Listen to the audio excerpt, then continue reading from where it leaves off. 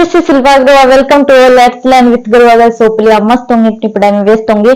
तो कल हमने देखा था शकों के बारे में, जो चीनी ग्रंथ थे कि शकों के बारे में वो चीनी ग्रंथ क्या जानकारी देते हैं। तो आज उसी संदर्भ में हम जो भारतीय ग्रंथ है वो देखेंगे कि भारतीय ग्रंथ है वो जो शक हुए उनके बारे में क्या जानकारी देते हैं। तो चलिए देखते हैं फिर जो भारतीय ग्रंथ है वो शकों के बारे में हमें क्या जानकारी देते हैं।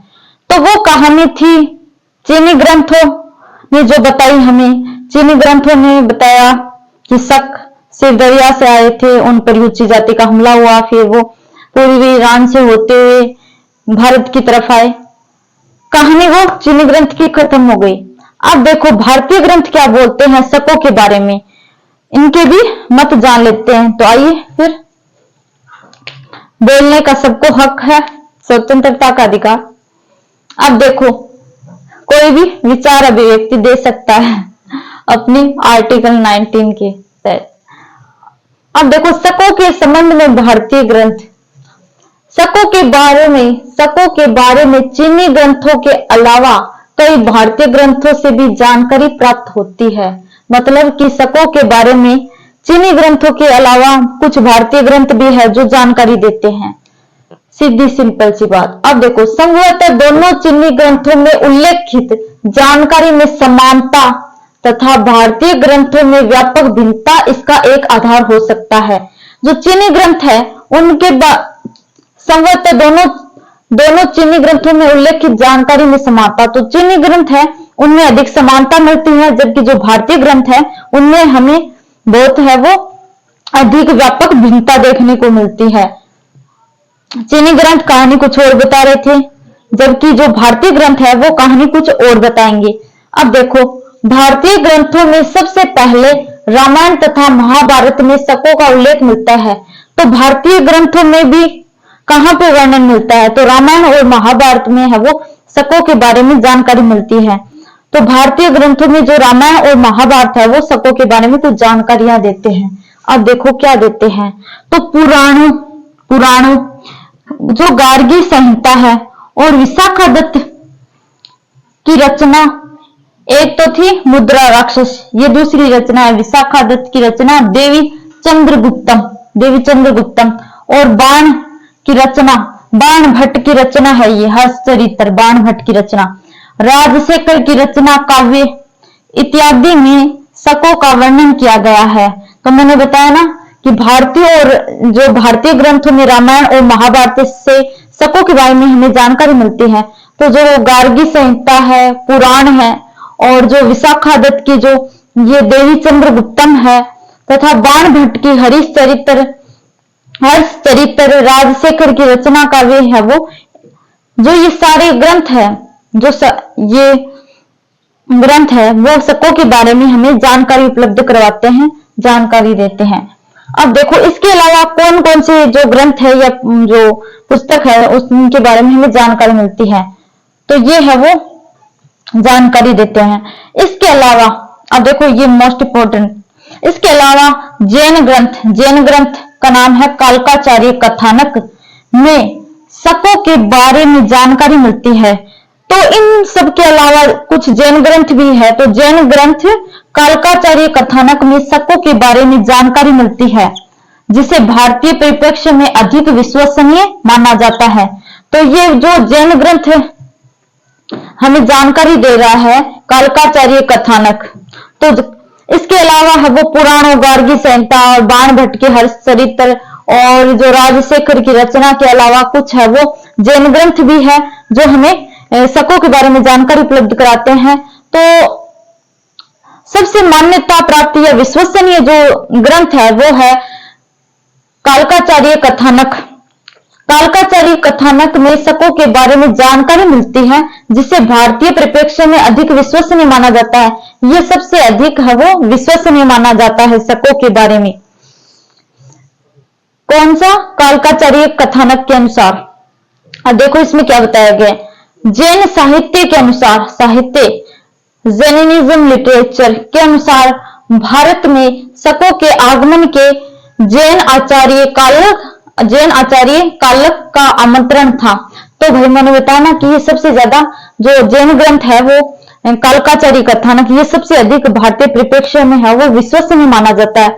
इसमें क्या है, इसमें बताया गया है कि जो जैन आचार्य थे, जैन आचार्य जो कालक थे, जैन आचार्य कालक ने है वो शकों को है वो आमंत्रित किया था, भारत में आने के लिए आमंत्रित किया था। भाई इन्होंने क्यों किया फिर जैन आचार्य जी ने? ये सारी इमेजिनेशन है, कहानियां हैं। अब किसने किया? चीनी ग्रंथ कुछ कहानियां और बता रहे हैं, ये ग्रंथ भारतीय ग्रंथ कुछ और बता रहे हैं। तो जैन ग्रंथ में ऐसा वर्णन मिलता है, ऐसा उल्लेख किया गया है कि जो जैन आचार्य थे कालक, जैन आचार्य कालक है, इन्होंने है वो शकों को आमंत्रित किया था। अब क्यों किया था? कालक ने, कालक यानी कि जैन आचार्य कालक ने उज्जैनी के शासक, उज्जैनी का एक शासक था गर्दभील, गर्दभील इन्वर्टेड कोमा में, गर्दभील से रुष्ट हो जाने के कारण प्रतिशोध के लिए शकों को भारत की ओर आमंत्रित किया था। ऐसा वर्णन मिलता है कि जो जैन आचार्य कालक थे, ये है वो उज्जैनी का एक शासक था जिसका नाम था गर्दभील, उससे नाराज हो गए थे, जिसके कारण है वो अपने अपमान का बदला या प्रतिशोध लेने के लिए इन्होंने है वो शकों को बुलाया था।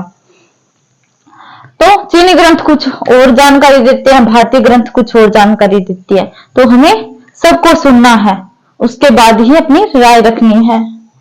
अब देखो, तो ये ऐसा बोलता है, जैन ग्रंथ जो है कालकाचार्य कथानक में ऐसा वर्णन किया गया है, जैन ग्रंथ कालकाचार्य जो कि सबसे अधिक विश्वसनीय है। इसमें बताया गया है कि जो जैन आचार्य थे कालक, वो है वो उज्जैनी का शासक था, गर्दभील से नाराज हो गए, उसके बाद उन्होंने शकों को आमंत्रित किया। अब देखो, अपना प्रतिशोध लेने के लिए उज्जैनी शासक गर्दभील शैव संप्रदाय का था। जो ये शासक था उज्जैनी का शासक गर्दभील, ये है वो शैव संप्रदाय का था, यानी कि शिव को मानने वाले शैव संप्रदाय कहलाते हैं, शैव संप्रदाय। तो ये उज्जैनी का शासक गर्दभील था और ये शैव संप्रदाय का समर्थक था। अब देखो, जैन संप्रदाय से मतभेद होने के कारण कालक ने लगभग 78 ईसा पूर्व में शकों को उज्जैनी पर आक्रमण करने के लिए आमंत्रित किया था। तो भाई ऐसा मानते हैं कि जो उज्जैनी का शासक था गर्दभील, उज्जैनी का शासक गर्दभील और जैन आचार्य के बीच में आपस में मतभेद हो जाते हैं किसी बात को लेकर।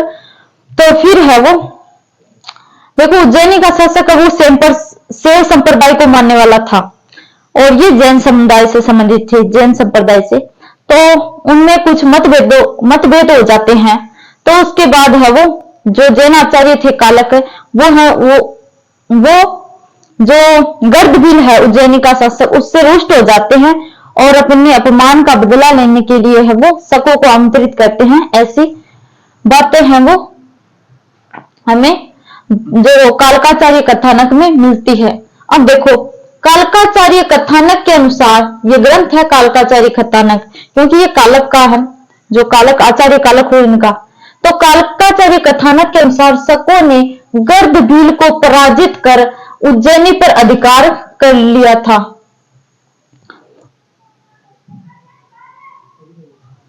तो ऐसा इसमें जो कालकाचार्य कथानक में ऐसा उल्लेख किया गया, ऐसा वर्णन किया गया है कि जब शक आए तो शकों ने है वो गर्दभील, उज्जैनी के शासक गर्दभील को पराजित कर और यहाँ पर अपना साम्राज्य स्थापित कर लिया, उज्जैनी पर अधिकार कर लिया। देखो, कालकाचार्य कथानक के अनुसार शकों ने गर्दभील को पराजित कर उज्जैनी पर अधिकार कर लिया। तब शक आकर है वो उज्जैनी के शासक गर्दभील को हराकर है वो उज्जैनी पर अपना अधिकार कर लेते हैं। किंतु शीघ्र ही 57 ईसा पूर्व में गर्दभील के पुत्र विक्रमादित्य ने शकों को पराजित कर शकों को विस्थापित कर दिया। अब देखो, किंतु 57 ईसा पूर्व, यहाँ पर 78 ईसा पूर्व में जो जैन आचार्य थे, इन्होंने है वो शकों को आमंत्रित किया था उज्जैनी भारत में आने के लिए। तो फिर जो गर्दभील था उसका एक बेटा हुआ जिसका नाम था विक्रमादित्य। विक्रमादित्य और विक्रम बेताल की कहानियां आपने सुनी होंगी, बहुत सारी किंवदंतियां सुनी होंगी उनके बारे में। तो ये वही विक्रमादित्य हैं जिन्होंने विक्रम संवत की शुरुआत की थी। 57 ईसा पूर्व। तो इनके पिताजी थे गर्दबिल, उनको हराकर शकों ने है वो उज्जैनी पर अधिकार कर लिया। गर्दबिल को हराकर शकों ने है वो उज्जैनी पर अधिकार कर लिया। बाद में 57 ईसा पूर्व में है वो उन्हीं का पुत्र गर्दबिल का पुत्र है वो विक्रमादित्य होता है। तो विक्रमादित्य ने शकों को पुनः पराजित कर दिया, शकों को पराजित कर विस्थापित कर दिया उज्जैनी से। अब देखो किंतु शीघ्र 57 ईसा पूर्व में गर्दबिल के पुत्र विक्रमादित्य, जो ये वही विक्रमादित्य विक्रम और बेताल वाली कहानियों वाले, को पराजित कर शकों को विस्थापित कर दिया और शकों पर विजय प्राप्त करने के क्रम में विक्रमादित्य ने 57 ईसा पूर्व में विक्रम संवत की शुरुआत की। अब देखो यहाँ पर इन्होंने है वो जब शकों पर विजय प्राप्त कर ली, उसके बाद है वो 57 ईसा पूर्व में है वो विक्रम संवत की शुरुआत की। ये वही है विक्रम बेताल वाले विक्रमादित्य। तो कुछ समझ में आया कि विक्रम संवत की शुरुआत किस प्रकार हुई। कुषाण वंश में पढ़ेंगे कि शक संवत की शुरुआत किसने की। तो ये भी आपके आज समझ में आ गया किस प्रकार से है वो विक्रम संवत की शुरुआत हुई, क्योंकि इन्होंने शकों पर विजय प्राप्त कर ली थी। उसके बाद है वो 57 ईसा पूर्व में विक्रम संवत की शुरुआत की गई थी। ये जानकारी हमें मिलती है। अब देखो शकों के संदर्भ में अभिलेखीय साक्ष्य क्या है। अभिलेखीय साक्ष्य, अभिलेखीय मतलब शिलालेख लिखित। अब देखो एक शकों के संदर्भ में कुछ साक्ष्य मिले हैं, वो देखो राजवुल का सिंह शीर्ष स्तंभ लेख जो कि हमें मिला है मथुरा में। तो जो राजवुल का सिंह शीर्ष स्तंभ लेख है वो मथुरा में मिलता है।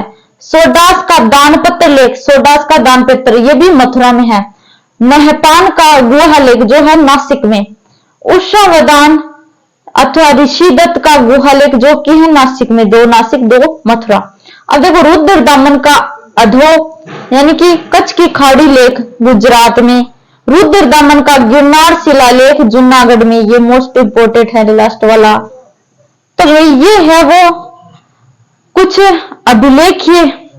अभिलेख है जो हमें नासिक, मथुरा और जो गुजरात और जूनागढ़ से मिले हैं शकों के बारे में। ये भी कुछ जानकारियां देते हैं। तो रुद्र दामन का जो गिरनार है ये जूनागढ़ वाला, ये थोड़ा मोस्ट इंपोर्टेंट है तो ध्यान में रखना। तो जो नेक्स्ट क्लास में हम पढ़ेंगे वो है शकों के बारे में ही कुछ और अन्य जानकारी।